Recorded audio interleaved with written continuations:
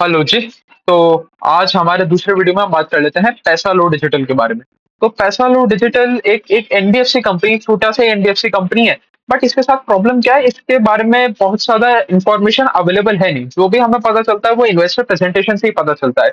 ये कंपनी ने आज तक कभी कॉन कॉल किया ही नहीं, और मतलब क्या ही बोले, अब मैनेजमेंट डायरेक्टली आपको बात तो करता ही नहीं है, तो हमें बहुत ज्यादा बिजनेस मॉडल के बारे में जानकारी नहीं है। थोड़ा सा एक ग्रे एरिया में प्रेजेंट है ये, कि एग्जैक्टली किस तरीके से काम करते हैं एकदम पिन पॉइंट करके हम नहीं बता सकते कि भैया इस तरीके से इनका पूरा का पूरा बिजनेस पैन आउट होता है। बट ठीक है, जितना भी इंफॉर्मेशन है वो मैं आपके साथ शेयर कर देता हूँ। अगर हम स्टार्ट करें इनके मार्केट कैप से, तो हमें पता चलेगा 5,600 करोड़ रुपीस के आसपास का मार्केट कैप है। कोई तो बहुत बहुत बड़ा कंपनी नहीं है, बट बहुत पुराना है। देखो, एक एक एक ये प्रॉब्लमाटिक चीज है। अब आप देखो, ये 2006 या 7 के आसपास से लिस्टेड है। तो अगर आपको इतना बड़ा टाइम हो गया है, अगर मैं 6-7 के आसपास का भी देखूं तो ऑलमोस्ट 17-18 साल हो गया आपको। अगर आप 18 साल में 5,000 5,500 करोड़ का मार्केट कैप बना पाए हो, तो थोड़ा सा सोचने वाली बात है। ठीक है, चलो जो पुराना हो गया उसको छोड़ते हैं, आज करंट डेट पे नंबर देखते हैं। आज करंटली ये लोग क्या कर रहे हैं। अगर मैं एयूएम की बात करूं तो भाई, लेंडिंग कंपनी, एनबीएफसी कंपनी हो तो लेंड तो करोगी ना। तो एयूएम ग्रोथ रेट देख लेते हैं। तो एयूएम बढ़ा इनका 26% on a Y Y level, और अब इसका साइज पहुंच गया है 4,600 करोड़ रुपीज के आसपास का। अगर मैं बात करूं डिस्बर्समेंट की, तो डिस्बर्समेंट में तो वाई वाई लेवल पे 14% डाउन है, और क्वार्टर क्वार्टर लेवल पे 82% डाउन है। अब देखो, वाई वाई लेवल पे 14% डाउन वाला नंबर थोड़ा सा खराब है। अब देखो खराब क्यों है, क्योंकि अगर अगर जैसे, चलो हम क्वार्टर ऑन क्वार्टर वाले नंबर से शुरुआत करते हैं। क्वार्टर ऑन क्वार्टर 82% डाउन है डिस्बर्समेंट का नंबर। तो ऐसा लगेगा कि भाई ये तो ऐसी तैसी होगी, ये तो कंपनी ने कुछ कुछ बहुत ही गड़बड़ चीजें हो गई हैं, या तो एसेट क्वालिटी में कुछ गड़बड़ हो गया होगा, जिस वजह से डिस्बर्समेंट ही नहीं बढ़ा। मतलब क्वार्टर ऑन क्वार्टर लेवल पे 82% का डिप तो बहुत बड़ा डिप होता है। बट ऐसी बात नहीं है। ये इनके साथ ये सीजनैलिटी फैक्टर बहुत ही ज्यादा है। अगर आप पिछले साल भी देखोगे ना, पिछले साल भी यही चीज हुआ था। पिछले साल क्वार्टर ऑन क्वार्टर लेवल पे डिस्बर्समेंट वर डाउन 75%। और इसका अगर आप पिछले 1-2 साल, 3 साल, 4 साल की भी हिस्ट्री निकाल के देखोगे, तो Q1 बहुत ही खराब रहता है। और बहुत खराब क्यों रहता है, क्योंकि ये जाके लैंड ही ऐसी जगह करते हैं। ये जाके एकदम गांव वाले, एकदम ही गांव वाले, मतलब Tier 5, 6, 7 सिटीज में जाते हैं, जिनको आज तक कभी क्रेडिट नहीं मिला होता। वहां पर जाके लोग लोन देते हैं। और Q1 जनरली हीट वेव से, और इतनी भयंकर गर्मी पड़ती है, तो गांव में तो ये हो जाता है भाई, धंधा बंद कर दो, अभी तो अपने मस्ती में चलते हैं वो लोग। वहां पर इतना ज्यादा वर्क कल्चर है नहीं, तो उस वजह से थोड़े से डिस्बर्समेंट नीचे रहते हैं। अगर इस बार की बात करें, तो इस बार आपके एक्सट्रीम हीट वेव के साथ आपका इलेक्शन भी आ गया। इलेक्शन आ गया तो इलेक्शन में तो क्या है, इलेक्शन में तो वो मजदूर छुट्टी पे चला जाता है, लेबर काम करने नहीं आती है। आपका, अगर आपने कोई छोटी मोटी फैक्ट्री डाल रखी है, या आपने 3-4 लोगों ने मिलके एक छोटा सा बिजनेस डाल रखा है, तो वहां पर लोग बाग नहीं आएंगे काम करने। तो मतलब इलेक्शन के टाइम में तो गांव में स्थिति और भी खराब होती है बिजनेस के लिए। तो इसकी वजह से 82% drop on on quarter on quarter level कोई बहुत ज्यादा दिक्कत वाली बात नहीं है। भाई हमें ये चीज पता है ना कि कंपनी इसी तरीके से काम करती है, कंपनी का ये सीजनैलिटी फैक्टर है। अगर हर साल हो रहा है तो दिक्कत वाली बात नहीं है, बट अब आके कल को बजाज फाइनेंस कह दे कि हमारा disbursement were down 82% on quarter level, तब वो प्रॉब्लमैटिक चीज है। अब हमें कंपनी टू कंपनी भी तो वेरी करती है ना। अब हर कंपनी को आप एक ही मैट्रिक से नहीं नाप सकते ना। तो इस तरीके से ये चीजें, अगर अगर 82% डाउन है, तो इसमें कोई ज्यादा दिक्कत वाली बात नहीं। प्रॉब्लमैटिक बात क्या है, वाई वाई लेवल पे भी आप 14% डाउन थे। अब हो सकता है ये इलेक्शन की वजह से वाई वाई लेवल पे भी 14% डाउन हो। अभी तो हम सिर्फ कयास लगा सकते हैं, क्योंकि मैनेजमेंट कोई कमेंट्री तो देता ही नहीं, कौन कॉल तो करता ही नहीं, तो मैनेजमेंट से पूछने का तो हमें मौका मिलेगा ही नहीं। बट वाई वाई लेवल पे 14% डाउन बुरा चीज है, क्योंकि आपको एटलीस्ट वाई वाई लेवल पे पिछले Q1 के कंपैरिजन में तो ज्यादा डिस्बर्समेंट करना ही चाहिए था। एटलीस्ट आपको उतना तो लेके आना ही चाहिए था। बट इस बार वो भी नहीं आया। बट ठीक है, फिर भी अच्छा कंपनी है, अच्छा कंपनी है, क्योंकि अगर आप इसके लास्ट 3-4 साल से देखोगे, तीन साल से ये लोग अच्छा परफॉर्म कर रहे हैं। अपनी जो ग्रोथ रेट है उसको 25-30% के बीच में मेंटेन करके चल रहा है। और जो जितना बिजनेस मॉडल मेरे को समझ में आया, और जितना अवेलेबल है इनकी इन्वेस्टर प्रेजेंटेशन में, बिजनेस मॉडल भी बहुत अच्छा है। और इस वजह से इनके आप अगर एसेट क्वालिटी देखोगे, तो बहुत ही बढ़िया एसेट क्वालिटी है इनकी, मतलब कहीं भी कोई दिक्कत वाली बात ही नहीं। चलो हम आगे बढ़ते हैं। अगर हम लोन बुक सेगमेंटेशन देखें, तो 3 मेजर तरीके के लोन्स देते हैं। एक तो स्मॉल इनकम जनरेशन लोन देते हैं, कि भाई आपको सपोज गांव में एक एक डेयरी खोलने के लिए लोन दे दिया, कि भाई आपको एक गाय खरीदनी है, एक भैंस खरीदनी है, उसके लिए लोन दे दिया। और अगर आपको और कोई छोटे मोटे चीजें करने के लिए, इनकम जनरेटिंग एक्टिविटी करने के लिए लोन चाहिए, उसके लिए लोन दे देते हैं। दूसरा ये लोग लोन देते हैं ये electric two wheeler, electric rickshaw, electric tempo खरीदने के लिए। तो आजकल आपने जैसे देखा होगा कि अगर आप घर पे अमेज़न का डिलीवरी वाला आ रहा है, तो अमेज़न का डिलीवरी वाला भी वो इलेक्ट्रिक वाला टेम्पो लेके आ रहा है। तो इस तरीके की चीज़ों के लिए ये लोग लोन दे देते हैं। और अगर तीसरे तरीके की बात करूँ, तो ये लोग देते हैं स्मॉल बिज़नेसेस को लोन। तो स्मॉल बिज़नेसेस क्या, कि जैसे गाँव में 3-4 लोग मिलके एक छोटा-सा धंधा चालू कर लेते हैं ना, कि जैसे गाँव में तो अगर आप देखोगे 3-4 लोग मिलके आपका वो सिलाई का ही काम चालू कर देंगे कि भाई हम अपनी एक टेलर शॉप खोल रहे हैं, तो 3-4 लोगों ने मिलके अपनी एक टेलर शॉप खोल ली, वो एक स्मॉल बिज़नेस हो गया, वो स्मॉल बिज़नेस की कैटेगरी में आ गया। तो ये तीसरे वहाँ पर लोन देते हैं। तो ये 3 मेजर तरीके के लोन्स हैं। अब हमें ये इसमें ये क्लैरिटी नहीं है क्या ये अनसिक्योर्ड हैं, कितने सिक्योर्ड हैं। जहाँ तक मैं समझ पा रहा हूँ, ये जो आपका ये रिक्शा-विक्शा वाला सेगमेंट है, जो जो व्हीकल लोन वाला सेगमेंट है, ये तो सिक्योर्ड होगा भाई। इसको तो आप जो आप व्हीकल खरीदवा रहे हो उसको ही आप कोलैटरल रख लोगे। बट बाकी जो दोनों चीजें उसके बारे में हमें कोई आइडिया नहीं है। अब हम कयास लगा सकते हैं भाई, हर अगर अगर इसी इसी सेगमेंट में और भी बहुत सारी कंपनी ऑपरेट करती हैं, कॉम्पिटिटिव एडवांटेज की भी हम बात करेंगे आगे चल के। बट इसी सेगमेंट में जो बाकी कंपनी भी ऑपरेट करती है, जैसे अरमान भी इसी सेगमेंट में ऑपरेट करता है, ये भी माइक्रो फाइनेंस लोन की तरह ही लोन है। तो अरमान तो क्या करता है, उनकी उनकी प्रॉपर्टी रखवा लेता है अपने पास। तो अरमान का 100% सिक्योरिटी बैक्ड होता है। अब इनका क्या है, ये हमें पता ही नहीं है। अब ये एकदम एकदम ग्रे वाली सिचुएशन आ जाती है कि आप क्या अज्यूम करोगे कि ये सिक्योरिटी बैक्ड है या नहीं है, तो मतलब तो कुछ हमें पता ही नहीं होता। बट फिर भी हम अगर हम ग्रॉस एनपी नंबर को ट्रैक करते रहे, तो इसमें हमारा फिर भी काम चल जाएगा। भाई आप चाहे सिक्योर्ड दे रहे हो, मतलब आप कोलैटरल बैक्ड दे रहे हो लोन, चाहे विदाउट कोलैटरल लोन दे रहे हो, आपका end of the day asset quality से मतलब है। एसेट क्वालिटी खराब नहीं होना चाहिए, और इनका एसेट क्वालिटी बहुत ही बेहतरीन है। तो हमने समझ लिया कि किस किस तरीके के ये लोग मेनली लोन देते हैं। और ये सारा का सारा लोन देते हैं को-लेंडिंग पे। अब थोड़ा-सा को-लेंडिंग भी समझ लेते हैं। वैसे पिछले वीडियोस में हमने बहुत बार को-लेंडिंग समझा हुआ है, किस तरीके से को-लेंडिंग होता है, कस्टमर को क्या फ़ायदा है, जो एनबीएफसी उसको क्या फ़ायदा है, और जिस बैंक के साथ को-लेंडिंग कर रहे हैं उसको क्या फ़ायदा है, तीनों चीज़ें समझ चुके हैं। बट फिर भी हम एक बार वापस समझ लेते हैं।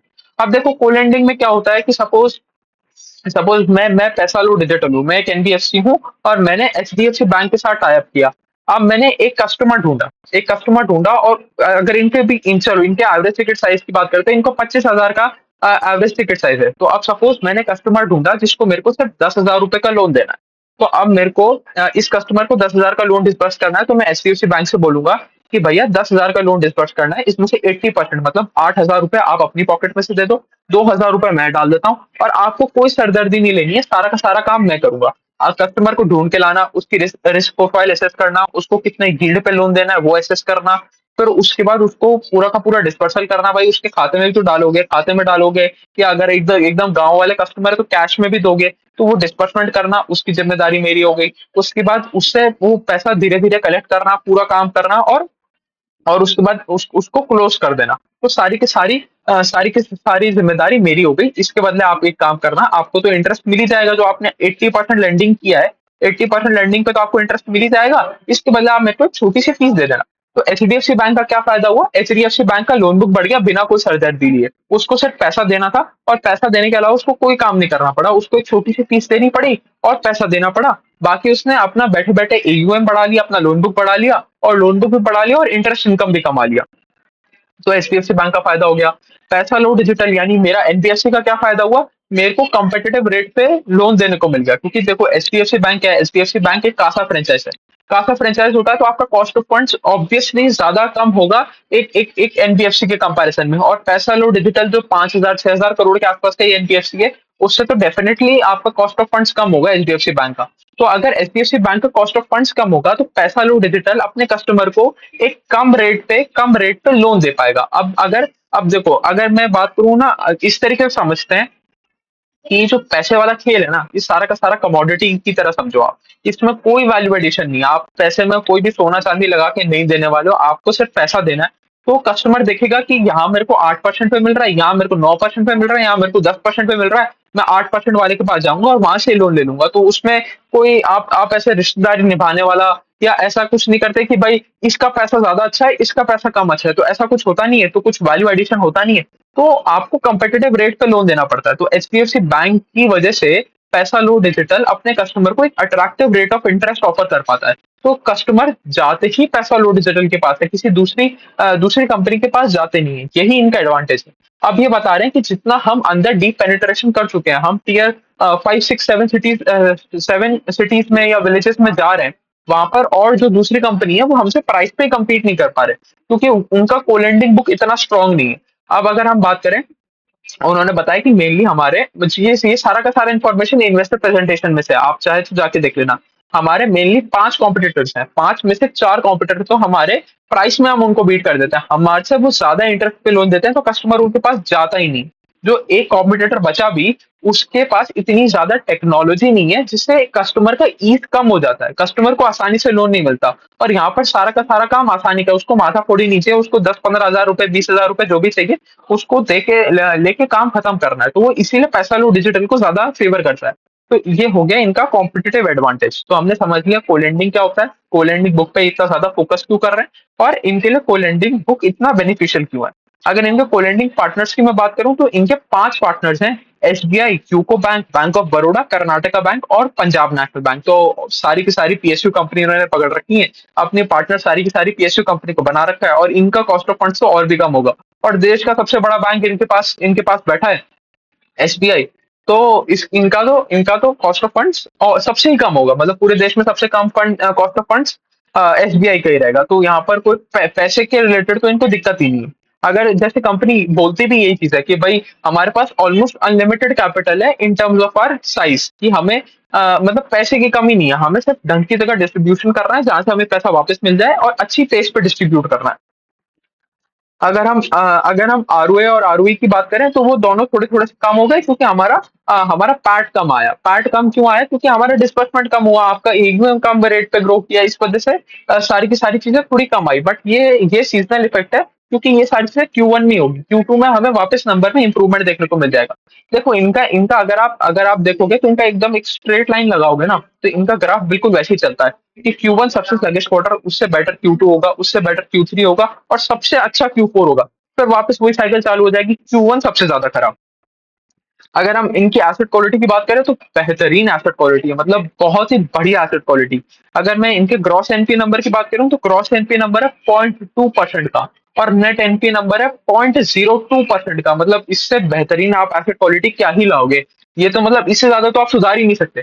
मतलब 0.2% का ग्रॉस एनपी है, तो मतलब आपने बहुत ही बेहतरीन तरीके से लोन दिया है। और उनके साथ इसमें चक्कर भी क्या होता है, ये तो सिर्फ 20% ही प्रोवाइड करते हैं ना, तो इनका रिस्क भी सिर्फ 20% का ही रहता है। तो इस वजह से भी इनकी एसेट क्वालिटी बहुत ही अच्छी है। और उसके बाद ये लोग कहते हैं कि हमने बहुत ही अच्छे मॉडल्स बना रखे हैं, जो AI ML के मॉडल्स होते हैं, जिसकी वजह से हम ढंग से असेस कर पाते हैं कि कौन से कस्टमर को हमें लोन देना है, कौन से को नहीं देना है, कहाँ से हमें पैसा वापस मिलेगा, और कहाँ पर हम रिकवरी नहीं कर पाएंगे। तो ये लोग ये कहते हैं कि इस वजह से हमारा कोई ग्रॉस एनपी नेट एनपी है नहीं। बट फिर भी अगर मैं कंपनी की बात करूं, तो कंपनी ये कहते चलती है कि हम अपना ग्रॉस एनपी सब 2% रखेंगे। तो अगर अगर ये 2% तक जाता है ना, तो इसका मतलब एसेट क्वालिटी बहुत ही बिगड़ गई है। मतलब आप 0.2% से 2% पे जाओगे, तो मतलब बहुत हालत खराब हो जाएगी। बट फिर भी अभी हाल फिलहाल में तो बहुत ही बेहतरीन एसेट क्वालिटी है। और ये भी इन्होंने इम्प्रूव भी किया ऑन वाई लेवल। तो मतलब एसेट क्वालिटी के टर्म्स में तो यहाँ पर कोई दिक्कत वाली बात ही नहीं। अब चलो फाइनली नंबर्स पे आ जाते हैं। अच्छा, उससे पहले एक और बात कर लेते हैं। ये अगर मैं ध्यान करूं, इनका 2 क्वार्टर पहले, 2 या 3 क्वार्टर पहले, ये सिर्फ 18 स्टेट्स में प्रेजेंट थे, और अब 18 स्टेट से बढ़ के 21 स्टेट्स में प्रेजेंस है अब इनका। तो मतलब इनका जोग्राफिकल एक्सपेंशन भी धीरे धीरे बढ़ रहा है, जो एक अच्छी बात है। और जहां तक मैंने एक एक एक शायद इन्होंने सीएनबीसी को इंटरव्यू दिया था, इनके मैनेजमेंट ने शायद कोई कोई डायरेक्टर था, कोई इनके 4-5 डायरेक्टर्स हैं। तो एक डायरेक्टर ने इंटरव्यू दिया था सीएनबीसी को, उसमें इन्होंने बताया था कि हम एम करते हैं 25 to 30% कैगर का फॉर द नेक्स्ट 4-5 ईयर्स। तो 25% भी अगर हम पकड़ के चले, तो 25% के सीएजीआर से ये लोग ग्रोथ करने का गाइडेंस देते हैं। और ये गाइडेंस कोई कॉन कॉल में नहीं मिला, कहीं भी नहीं मिला, वो सीएनबीसी के इंटरव्यू में वो जो एनालिस्ट बैठा भी था ना, वो भी परेशान हो गया कि सर आप कोई गाइडेंस दे दो, दे दो, दे दो। तो बहुत रिक्वेस्ट करने के बाद कंपनी ने कहा कि भाई हम 25% के आसपास से ग्रो करेंगे। अगर हम बात करें इनके नंबर्स की, तो नेट नेट इंटरेस्ट मार्जिन इनका इंप्रूव हो गया बाय 42 बेसिस पॉइंट्स, और अब पहुंच गया 6.22% पे। और और इनका एक अदर इनकम का भी कंपोनेंट है, और अदर इनकम का कंपोनेंट कहाँ से आता है?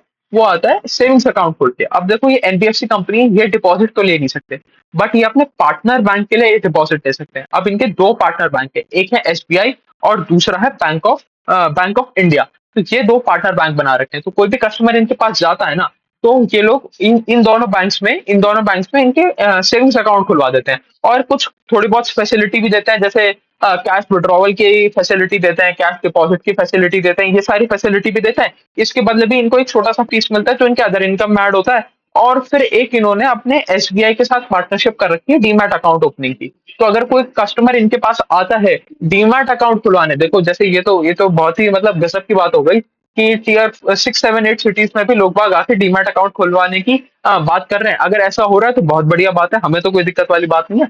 बट बट अगर अगर कोई इनके पास डीमैट अकाउंट खोलने के लिए आता है तो ये एसबीआई के साथ पार्टनरशिप में एसबीआई के नाम पे एक डीमैट अकाउंट उस कस्टमर का खुलवा देते हैं। तो चले, यही थी कहानी पैसा लो डिजिटल के बारे में। हमने ये वाला कंपनी भी ट्रैक कर लिया। अब शायद 2 कंपनी और बचा है फाइनेंशियल स्पेस में, बाकी सारा हो गया। अभी के लिए इतना रखते हैं। Thank you.